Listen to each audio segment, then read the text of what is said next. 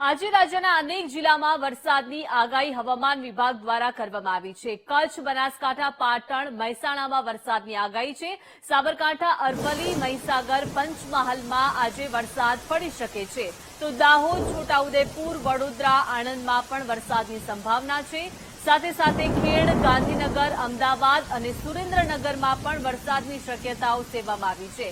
મોરબી, જામનગર, દ્વારકા, પોરબંદરમાં પણ વરસાદની આગાહી કરવામાં આવી છે। જ્યારે જૂનાગઢ, ગીર સોમનાથ, અમરેલી, ભાવનગરમાં પણ આજે વરસાદ થઈ શકે છે। તો બોટાદ, રાજકોટ, ભરૂચ, નર્મદામાં પણ વરસાદની આગાહી છે।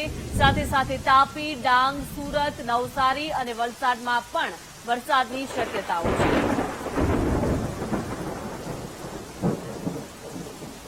વધુ માહિતી સાથે સંવાદદાતા દર્શલ જોડાઈ ગયા છે। દર્શલ, આજે રાજ્યના અનેક જિલ્લાઓમાં વરસાદની આગાહી કરવામાં આવી છે।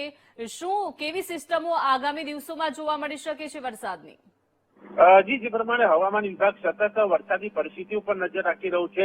રાજ્યમાં જે પ્રકારે છેલ્લા કેટલાક દિવસથી વરસાદી માહોલ જામ્યો છે અને હજુ પણ રાજ્યની અંદર કેટલાક જિલ્લાઓની અંદર રેડ એલર્ટ જ્યારે ઓરેન્જ એલર્ટ પણ આપવામાં આવ્યું છે। આજની જો વાત કરું તો આજે દક્ષિણ ગુજરાતમાં ખાસ કરીને રેડ એલર્ટ આપવામાં આવ્યું છે કે જ્યાં સુરત, વલસાડ, ડાંગ, નવસારી, દમણ, દાદરા નગર હવેલી અને સાથે ભાવનગરમાં પણ રેડ એલર્ટ આપવામાં આવ્યું છે અને તેની સાથે દાહોદ, છોટાઉદેપુર, વડોદરા, પંચમહાલ, આણંદ, બોટાદ, અમરેલી, ભરૂચ, નર્મદા ત્યાં અતિ ભારે વરસાદની પણ આગાહી કરવામાં આવી છે। આ સાથે હવામાન વિભાગ જે પ્રમાણે વરસાદી પરિસ્થિતિ પર નજર રાખી રહ્યું છે, નાવકાશ જાહેર કરીને 3 કલાક માટે પણ અહીંયા આગાહી જે છે તે કરવામાં આવી રહી છે।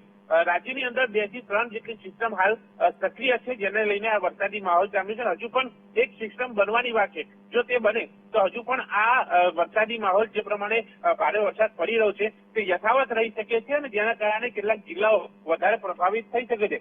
પરંતુ આ સતત જે વરસાદી પરિસ્થિતિ ઉપર છે તે હવામાન વિભાગની નજર છે અને સતત મોનિટરિંગ કરીને આગાહી કરવામાં આવી રહી છે। સાથે જે તે જિલ્લા અને રાજ્ય સરકારને સીધા ડેટા પણ આપવામાં આવી રહી છે, જેથી કરીને આગાહી વિશે ખ્યાલ આવે અને આગાહીથી તંત્રને એલર્ટ કરીને જરૂરી સુવિધા વ્યવસ્થા જે છે તે પણ ઉભી કરી શકાય।